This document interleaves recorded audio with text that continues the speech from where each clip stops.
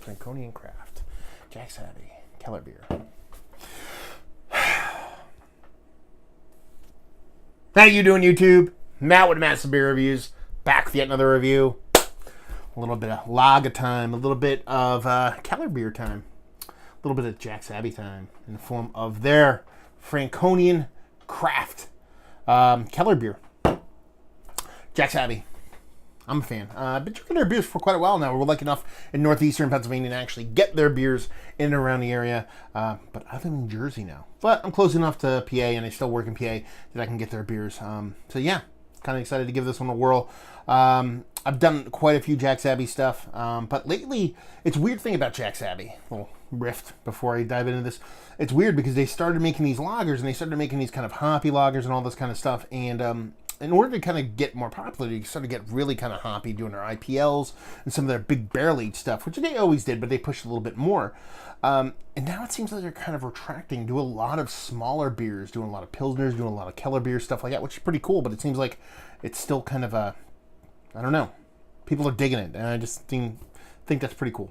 And they kind of, not that they're retracting, maybe they've always, I know they've always done this stuff, but maybe they're producing it more because they know people actually want it. I don't know. But anyway, let's dive into it.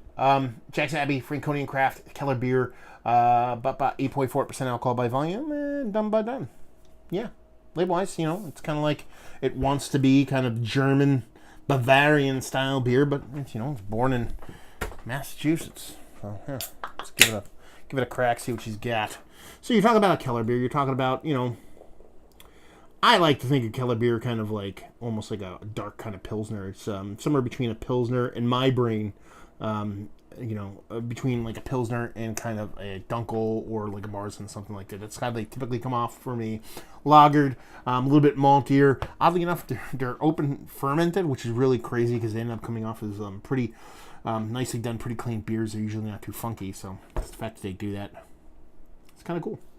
Anyway, two fingers, infinite creaminess up top, kind of medium to smaller bubbles, pretty uniform from bottom to top. It's got a soft haze to it, nothing too crazy, soft haze, soft carbonation.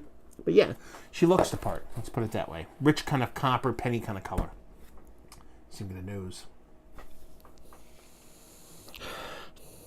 Yeah, just a rich, malty breadiness. Almost reminds me of like a Doppelbock Light. Kind of makes sense, the kind of beer it is. Get a little bit of soft bittering hops in there. It's kind of like just a, your typical OG kind of like almost like Pilsner Sazi, noble hoppy jams going on. Yeah, but the biggest portion of the show is that nice rich breadiness. It's giving me that more of a kind of Doppelbock vibe than anything else, but at a very small scale. Kind of cool. Let's dive in. Cheers. Yeah. I can drink like 37,000 of these. Good God. Chuckability. Off the charts. Yeah, this does remind me of fall. It reminds me almost of an Oktoberfest beer. We're just getting into the summer now. It's getting towards the end of May. I'm actually getting married in 2 days. By the time I post this, I'll be married. It'll probably be a month from now. But yeah, it kind of reminds me of fall. But it's a spring beer. I mean, it was canned. It was canned January, February, March. Actually, it's weird. They don't have. Oh, yeah, they do. It's not even a month old. So it does remind me more of a fall beer.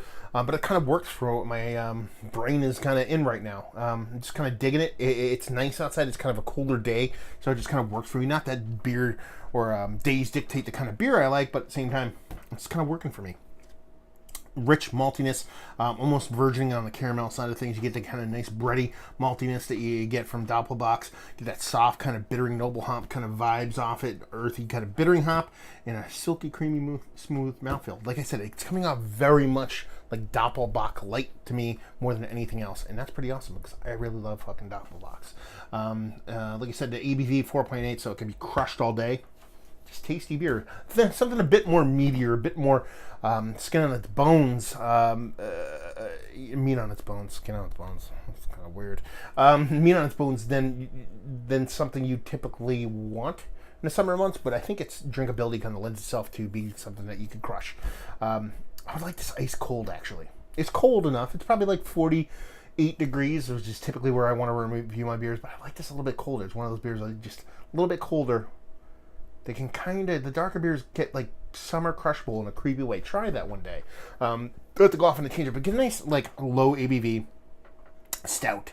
Something in your 4% range, low 5% range, and make it really cold. And it just ends up being one of the more refreshing beers you ever have. It's kind of a weird thing you can do, and you drink it, you're like, oh my god, this is delicious. It almost comes off like a light kind of Pilsner vibe as far as chuggability goes. But yeah, I dig this. I think it's tasty as fuck. Let's talk about it. It's one of the better Keller beers that I've had as late. I was going to say, oddly enough, it has to be because I haven't drank a lot, but I've actually drank a lot and I've reviewed a couple. But it's a little bit maltier than I typically expect from a Keller beer, but it just kind of works for me. Value and availability, it's Jack's Abbey. I forget how much I paid for this. I want to say like $13 for a 4-pack. It's all right. And leave you with, if you like what, will you like this? If you like Doppelbock, you want something a bit smaller. You like a traditional kind of Zwickel beer, kind of Keller beer, but you want something a little bit breadier, a little bit maltier. This one tends to come off that way. Not necessarily a bad thing, just know that getting into it. So if those are the things you typically zone into, this will work for you. So there you go. Another review in the books. Hopefully you guys enjoyed it. Down there if you want to talk about it. Massive Beers, type that into Google. See me doing social media stuff. Beer Massive, type that into Google. See me doing the whole podcasting thing. And hopefully you guys enjoyed the review. Hopefully you're enjoying a nice, Keller beer right now. And hope to see you next time. Cheers.